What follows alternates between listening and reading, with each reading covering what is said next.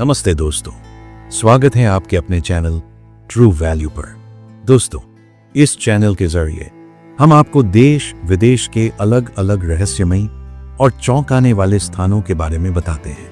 लेकिन सच कहूं तो एक एक वीडियो बनाने में हमारी टीम की बहुत मेहनत लगती है।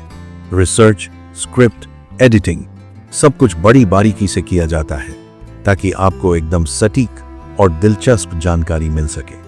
तो आपसे बस एक छोटी सी रिक्वेस्ट है, अगर आपको वीडियो अच्छा लगे तो इसे लाइक और शेयर जरूर करें, क्योंकि आपका यही सपोर्ट हमें और हमारी पूरी टीम को मोटिवेशन देता है कि हम और भी बेहतरीन कंटेंट आपके लिए लाते रहें। तो चलिए अब बिना देर किए निकलते हैं एक और रहस्यमयी जगह की रोमांचक यात्रा पर।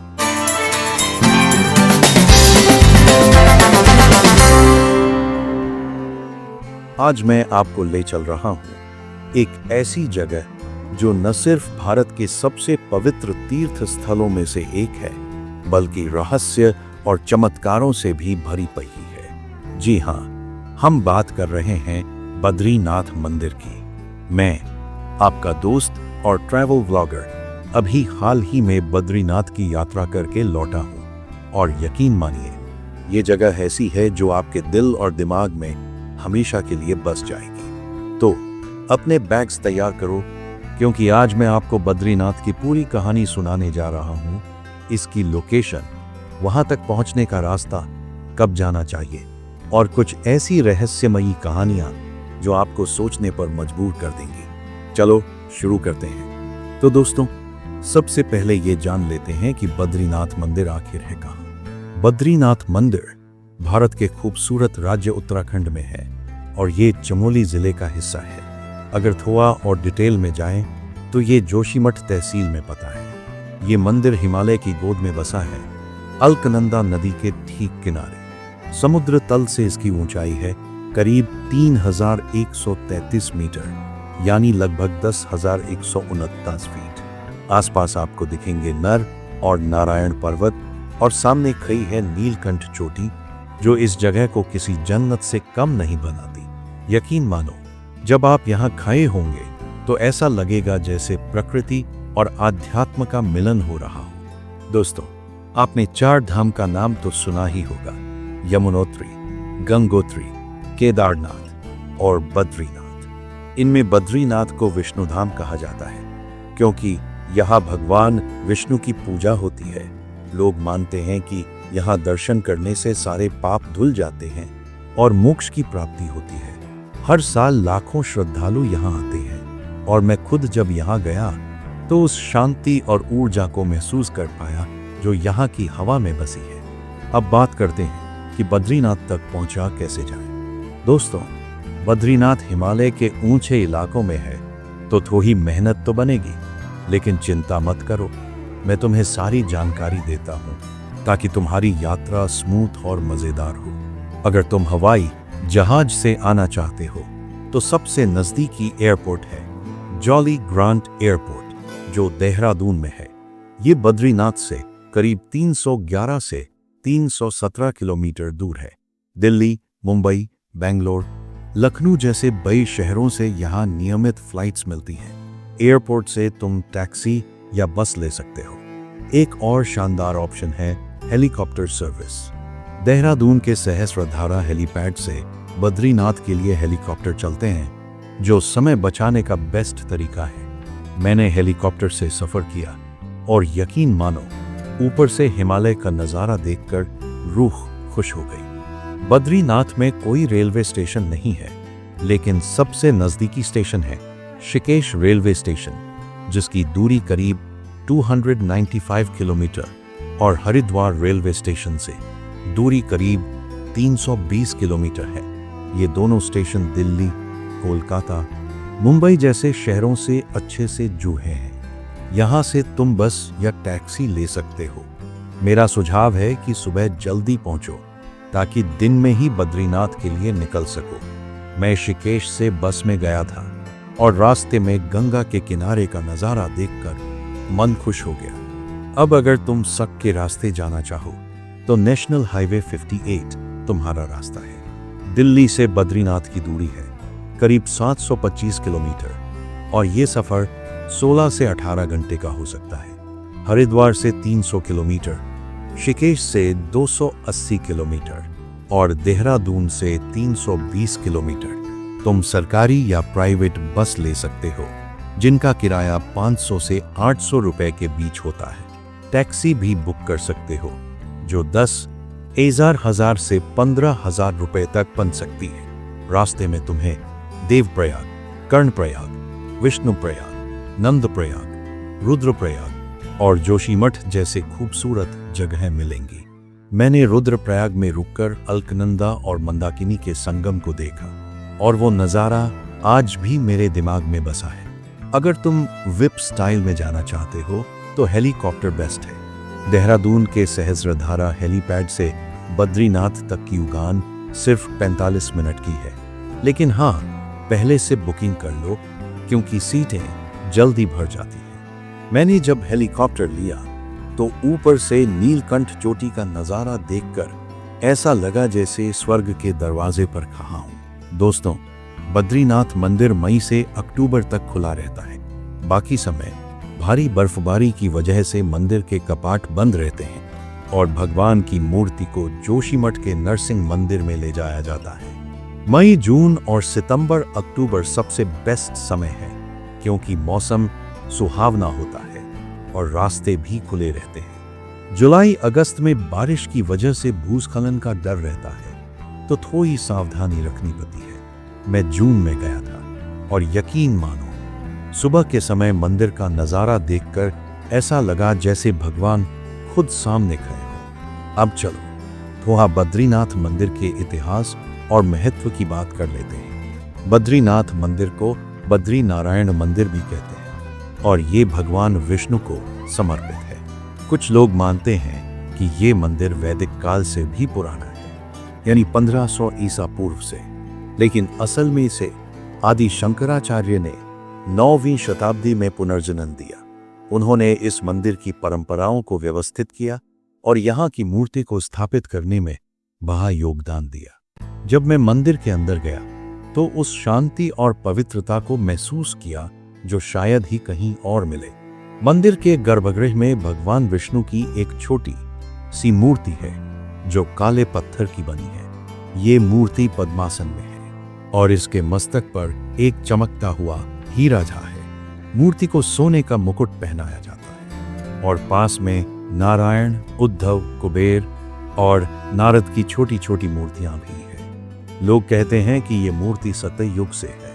मैं जब गर्भगृह में गया तो उस हीरे की चमक और मूर्ति की शांति ने मुझे मंत्रमुग्ध कर दिया। ऐसा लगा जैसे भगवान मेरी हर प्रार्थना सुन रहे हो। मंदिर के ठीक पास है तप्त कुंड, जो अपने आप में एक चमत्कार है।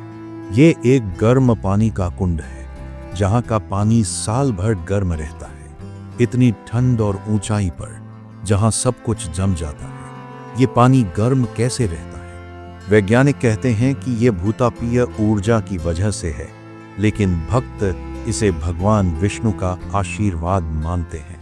मैंने खुद तप्त कुंड में स्नान किया और यकीन मानो, ठंड में उस गर्म पानी ने जैसे सारी थकान और नकारात्मकता धो दी। लोग कहते हैं कि यहाँ स्नान करने से शरीर और मन दोनों शुद्ध हो जाते हैं। अब आते हैं उन रहस्यमयी कहानियों पर जो बद्रीनाथ को और भी खास बनाती है। दोस्तों, यहाँ की कुछ कहानियाँ ऐसी हैं जो आज भी अनसुलझी हैं और सुनकर रोंगटे खड़े हो जाते हैं। तैयार हो जाओ, क्योंकि अब मैं तुम्हें कुछ ऐसी कहानियाँ सुनाने जा रहा हूँ जो शायद तुम्हें रात में सोचने पर मजबूर कर दे। कहा जाता है कि आदि शंकराचार्य को भगवान विष्णु की मूर्ति एक गुफा में मिली थी जो तप्त कुंड के पास थी, लेकिन वो गुफा अब कहाँ है? कुछ स्थानीय लोग बताते हैं कि वो गुफा आज भी कहीं छिपी हुई है, लेकिन उसे गुप्त रखा गया है। कुछ बुजुर्ग कहते हैं कि रात के समय उस गुफा के आसपास अजीब अजीब सी आवाजें आती हैं, जैसे कोई फुसफुसा रहा हो। मैंने जब स्थानीय पुजारी से पूछा तो उन्होंने मुस्कुराकर कहा, कुछ रहस्यों को रहस्य ही रहने देना चाहिए। क्या ये गुफा वाकई में कोई अलौकिक शक्ति रखती है? मंदिर के ठीक सामने खड़ी है नीलकंठ चोटी, जो अपने आप में एक रहस्य है। कई तीर्थयात्री और स्थानीय लोग दावा करते हैं कि रात के समय इस चोटी पर एक नीली रोशनी चमकती है। कुछ कहते हैं कि ये भगवान विष्णु की मौजूदगी का संकेत है। मैंने एक रात को खुद दूरबीन से देखने की कोशिश की और यकीन मानो मुझे कुछ चमकता हुआ दिखा। वैज्ञानिक इसे प्राकृतिक घटना बताते हैं, जैसे कि बर्फ की चमक या कोई खनिज, लेकिन कई भक्तों का कहना है कि इस रोशनी को देखने के बाद उनके जीवन में चमत्कार हुए। एक बुजुर्ग ने मुझे बताया कि उनकी बीमारी ठीक हो गई जब उन्होंने ये रोशनी देखी। क्या ये सच में चमत्कार है? बद्रीनाथ से कुछ ही दूरी पर है शेषनेत्र, जहां एक बब्बा पत्थर है जिस पर सांप की आकृति बनी है। लोग मानते हैं कि ये भगवान विष्णु के शेषनाग का प्रतीक है, लेकिन स्थानीय लोग बताते हैं कि रात में इस पत्थर के पास साय साय की आवाजें सुनाई देती हैं, जैसे कोई सांप सचमुच वहां रेंग रहा हो। मैंने वहां दिन में दौरा किया और वो पत्थर देखकर अजीब सा महसूस हुआ। एक चाय वाले ने बताया कि कुछ लोग रात में वहां जाने से डरते हैं क्योंकि उन्हें लगता है कि शेषनाग वहां मौजूद है। क्या ये सिर्फ अंधविश्वास है या वाकई कोई अलौकिक शक्ति? मंदिर के पास ही है ब्रह्म कपाल, जहां लोग अपने पितरों की शांति के लिए श्राद्ध करते हैं, लेकिन कुछ लोग कहते हैं कि रात के समय यहां अजीब सी छाया दिखती है। एक गाइड ने मुझे बताया कि कुछ तीर्थयात्रियों ने यहां आत्माओं जैसी आकृतियां देखने का दावा किया है।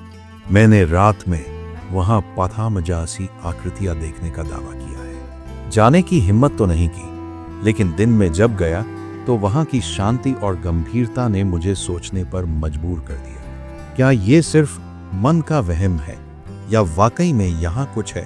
बद्रीनाथ से 8 किलोमीटर दूर है वसुधरा जलप्रपात, जो 400 फीट की ऊंचाई से गिरता है। इसके बारे में एक अनोखी बात है। कहा जाता है कि इसका पानी सिर्फ उन लोगों पर गिरता है जिनका मन शुद्ध है। अगर तुम्हारा मन शुद्ध नहीं है तो पानी तुम्हें छुएगा भी नहीं। मैंने वहां जाकर ये आजमाया और यकीन मानो पानी मेरे ऊपर गिरा, लेकिन मेरे एक दोस्त पर नहीं। स्थानीय लोग इसे भगवान का चमत्कार मानते हैं। मैं आज तक सोच रहा हूं कि ये प्रकृति का खेल था या वाकई कोई चमत्कार। बद्रीनाथ में सिर्फ मंदिर ही नहीं और भी बहुत कुछ देखने लायक है। दोस्तों, बद्रीनाथ की यात्रा सिर्फ मंदिर तक सीमित नहीं है।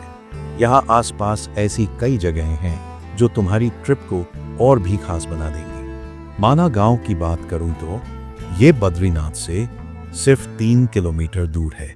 इसे भारत का आखिरी गांव कहते हैं क्योंकि इसके बाद भारत तिब्बत सीमा शुरू हो जाती है। यहाँ तुम्हें भीम पुल, गणेश गुफा और व्यास गुफा देखने को मिलेंगे। कहा जाता है कि व्यास गुफा में महर्षि व्यास ने महाभारत लिखी थी। मैं जब भीम पुल पर खड़ा हुआ तो नीचे बहती सरस्वती नदी का नजारा देखकर मन खुश हो गया। फिर है पंचबद्री। बद्रीनाथ के आसपास 5 मंदिर हैं जिन्हें पंचबद्री कहते हैं। योग बद्री, भविष्य बद्री, आदि बद्री, वृद्ध बद्री और खुद बद्रीनाथ। हर मंदिर का अपना अलग महत्व है। मैंने भविष्य बद्री का दौरा किया और वहां की शांति ने मुझे अंदर तक छू लिया। अगर तुम्हारे पास समय हो तो इन सभी मंदिरों को जरूर देखो। अगर तुम्हें एडवेंचर पसंद है तो औली जरूर जाओ। औली जोशीमठ से 43 किलोमीटर दूर है। स्कीइंग और ट्रैकिंग के लिए मशहूर है। सर्दियों में यहाँ बर्फ की चादर बिछी रहती है और गर्मियों में हरियाली। मैंने औली में केबल कार राइड ली और ऊपर से हिमालय का नज़ारा देखकर ऐसा लगा जैसे मैं किसी स्विस वैली में हूँ।